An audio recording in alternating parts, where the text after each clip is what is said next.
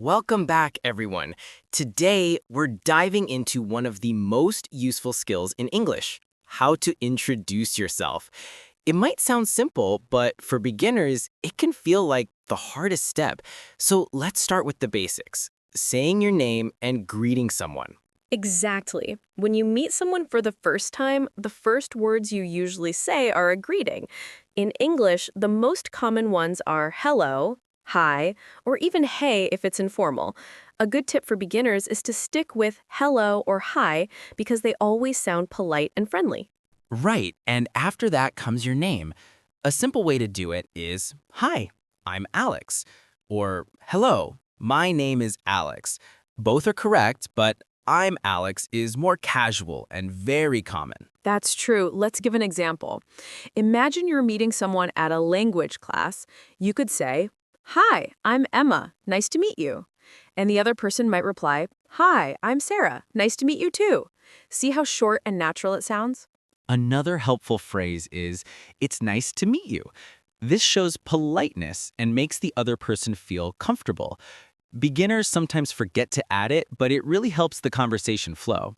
Yes. And for practice, listeners can try repeating after us. Let's do it slowly. Hi, I'm Alex. Nice to meet you. Now you try saying your own name in the same way. Great idea. And here's a little story. When I first started learning Spanish, I practiced saying just my greeting and name so many times that when I finally met someone, it came out naturally. It felt like a small win, and that's exactly what learners should aim for in English too. Absolutely. Start small, keep it simple, and don't worry if it feels repetitive. In fact, repeating your introduction is a good thing because it builds confidence. Here's another question for our listeners. When you introduce yourself in your own language, do you usually say just your name, or do you add a greeting and something extra? Think about it and then try translating that style into English. That's a great exercise. And don't forget about body language. A smile and friendly eye contact make your simple words even stronger. Even if your English is basic, your attitude can make people feel positive about meeting you. Exactly. A short introduction like, "Hi, I'm Alex. Nice to meet you," is enough to start a conversation. And once you're comfortable with that, you can add more details later. Now that we've practiced greetings and names, the next step in introducing yourself is sharing where you're from. This is one of the most common questions people will ask you when you meet them for the first time. Where are you from? Yes, and the answer doesn't need to be complicated. A simple way is, I'm from Pakistan, or I'm from Brazil. If you want to be a little more detailed, you can add your city. I'm from Lahore in Pakistan, or I'm from Madrid in Spain. That's right. A lot of beginners feel nervous because they think they need to explain a lot. But honestly, one short sentence is enough. Let me give an example. If someone asks me, "Where are you from?" I might say, "I'm from Canada, a city called Toronto." Easy and clear. And to make it sound natural, you can also turn the question back.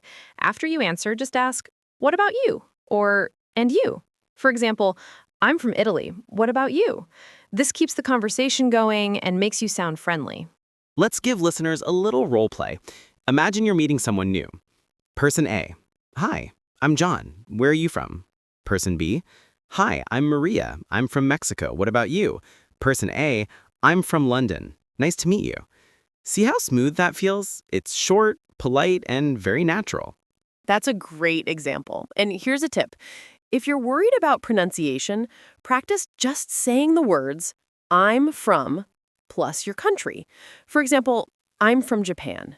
Repeat it slowly, then faster, until it feels automatic. Yes, and if your country has a long name, you can still keep it simple. Like, instead of saying the United States of America, most people just say the US or the States. The same goes for the United Kingdom. You can simply say the UK. Another fun idea for practice is to make flashcards. On one side, write your country and city in English, and on the other side, write the sentence, "I'm from blank." This way, every time you see the card, you practice introducing where you're from. And don't forget, sharing where you're from is also a chance to connect with people. Sometimes when you say your country, the other person might know something about it, like food, music, or sports, and that can start a whole new conversation. So we've covered greetings, names, and where you're from. The next step in introducing yourself is talking about what you do. People are naturally curious, so they might ask, "What do you do?" or "Are you a student?" Exactly. For beginners, the easiest way is to say, I'm a student or I'm a teacher. If you're working, you can say, I'm a doctor, I'm a driver, I'm a shop assistant. The structure is always the same. I'm a plus your job or role. And if you're not working, you can still explain your daily life. For example, "I'm a homemaker," or "I'm looking for a job right now." If you're retired, you can say, "I'm retired, but I used to be a..." That way, people know a little about your life. For students, it's also common to say, I'm studying English or I'm studying engineering. Imagine this short conversation. Person A, what do you do? Person B, I'm a student. I'm studying computer science. Person A, oh, that's interesting. Where do you study? That's perfect. And here's something important. Sometimes people worry their job isn't interesting enough. But remember, in English introductions, you don't need long details. Just a short answer is fine. For example, "I'm a mechanic," or "I work in a hospital." That's enough to keep the conversation moving. Yes, and if you don't want to share too much, you can keep it general. Instead of saying your exact job title, just say, I work in education or I work in business. That's polite and professional, and you don't have to explain everything. Let's give our listeners a practice sentence. Repeat after me. "I'm a student." Now try, "I'm a teacher." And one more, "I work in a bank." Practicing these short lines will help you answer confidently when someone asks. And if you're not sure how to explain your job in English, try describing it simply. For example, instead of saying, I'm a software engineer, you can say, I work with computers. Instead of saying, I'm an accountant, say, I work with numbers. People will still understand. That's a really useful trick. The goal is communication, not perfection. So even if you don't know the exact English word for your job, use simple words to explain what you do, and most people will get it. Now let's move on to something that makes introductions more fun. Talking about your hobbies and interests. This is where people really get to know you because it's not just about your name or job, it's about what you enjoy. That's true. When someone asks, what do you like to do in your free time? You don't have to give a long answer.